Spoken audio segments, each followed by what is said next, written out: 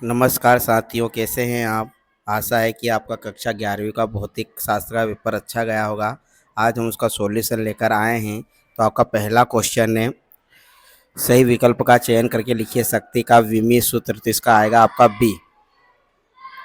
फिर निम्नलिखित में से सदिश राशि है, तो सी आएगा आवेग। 100 वाट का बल्ब 10 घंटे में कितनी ऊर्जा की खपत करता है, तो इसका आएगा 3.6 ए वाला। केपलर के तृतीय नियम के अनुसार, तो इसका आएगा आपका सी। किसी आदर्श गैस का दाब है, तो इसका आएगा सी। किसी तनी डोरी में अनुप्रस्थ तरंग की चाल है, तो इसका आएगा आपका ए। अब हम प्रश्न नंबर 2 पर आते हैं। रिक्त स्थान की पूर्ति कीजिए।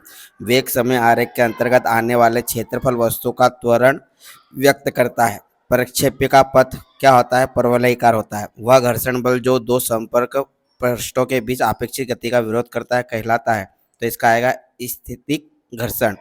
किसी दृढ़ पिंड को की अवस्था में तब कहा जाएगा तब इसके रेखीय, तो इसमें आएगा संतुलन। ठीक। फिर पर गुरुत्वाकर्षण का मान सर्वाधिक होता है, तो पृथ्वी की सतह पर गुरुत्वाकर्षण का बल सर्वाधिक होता है। प्रतिबल तथा विकृति के अनुपात को क्या कहते हैं, प्रत्यक्षता गुणांक कहते हैं। सही जोड़ी मिलकर बनाइए। घन कोण, घन कोण का आपका आएगा रेडियन, एफ आएगा इसका सामने। ताक्षणिक वेग, इसका आएगा दूसरे का D, D x upon D T. वर्तुल मोड पर कार की अधिकतम चाल, तीसरे का आपका आएगा ए। श्यान बल, चौथे का आपका आएगा बी। उष्मा प्रवाह की दर, तो इसका आपका सामने ही दे रखा है ई।